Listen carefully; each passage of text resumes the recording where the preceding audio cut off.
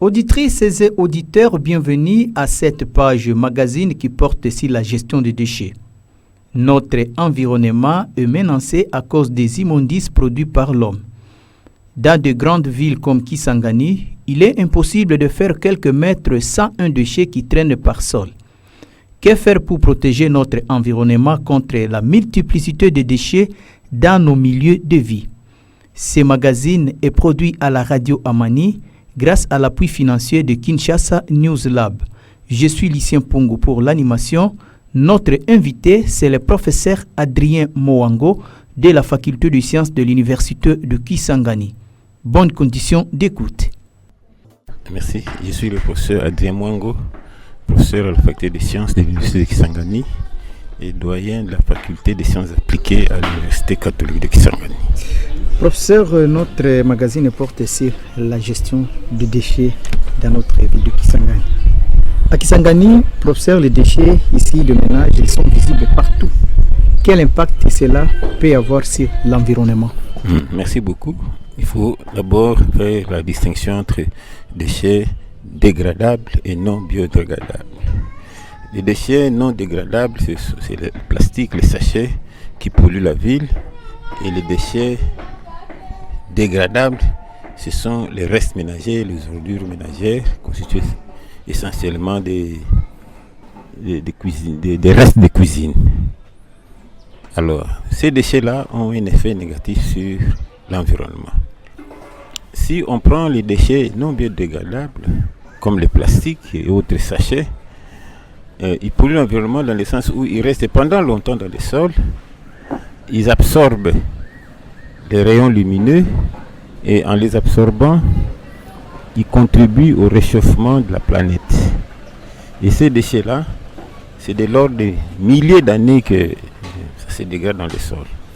En ce qui concerne les déchets dégradables, donc essentiellement les ordures ménagères, quand ils s'accumulent, comme on voit ça dans les décharges à ciel ouvert dans notre ville, ces déchets-là sont responsables des maladies pulmonaires parce que lors de la fermentation, ils dégagent un composé toxique qu'on appelle le méthane et qui peut s'attaquer aux poumons, sans oublier tout ce que nous avons comme les maladies des mains sales.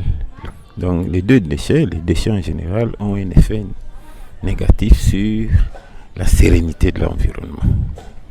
Professeur Adrien, tous les déchets produits par l'homme sont-ils nécessaires, mauvais? Sinon, est-il possible de les recycler ou de les transformer? Dans le cadre de l'économie circulaire, les déchets n'existent pas.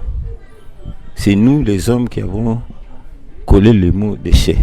C'est nous qui sommes responsables de ce que nous pouvons qualifier de déchets. Je disais donc dans l'économie circulaire, on le définit comme ce dont on n'a pas besoin. Il faut maintenant considérer les déchets comme une opportunité, au même titre que le coltan, au même titre que les diamants. Voilà. Donc, il y a lieu de les recycler, de leur donner une valeur ajoutée pour que non seulement on assainisse l'environnement, mais en les recyclant, on puisse leur donner, comme je disais, une valeur ajoutée, soit sous forme d'engrais, soit sous forme de pavés, dans le cas des déchets plastiques. Professeur Adrien, qu'est-ce qui doit être fait pour une bonne gestion des déchets produits par l'homme? Merci beaucoup, merci.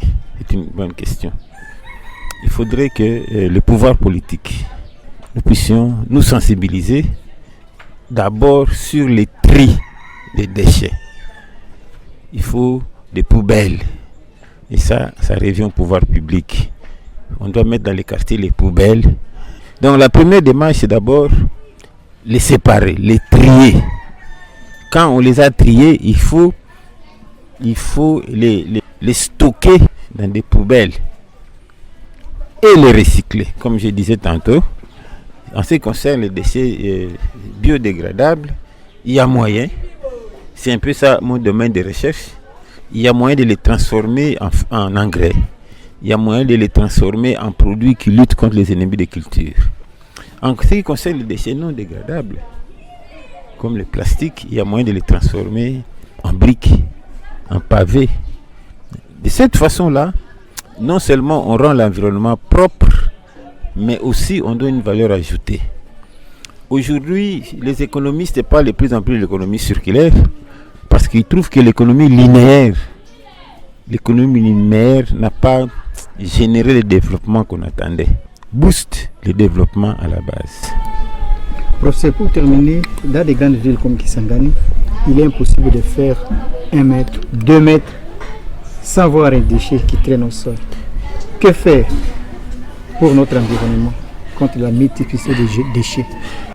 Le 1er juin, nous avons été au marché à titre symbolique, montrer aux gens qu'il y a moyen de ramasser les déchets. Maintenant, le problème, ce n'est pas les ramasser, mais c'est les stocker et les traiter. D'abord, c'est pêle-mêle, comme je disais. Ensuite, ils vont jeter ça quelque part à Simesta. Donc, on n'a pas résolu un problème. N'est-ce pas? Sensibiliser le pouvoir public pour qu'ils mettent à contribution l'expertise que nous pouvons avoir pour recycler ces déchets. Mais il faut aller dans le sens de l'engrais biologique qui peut faire longtemps dans les sols sans beaucoup de dégâts. Mesdames et messieurs, nous sommes arrivés à la fin de cette page magazine consacrée sur la gestion de déchets, réalisée par la radio Amani avec les soutiens financiers de Kinshasa News Lab. Merci de votre fidélité à la radio de la paix.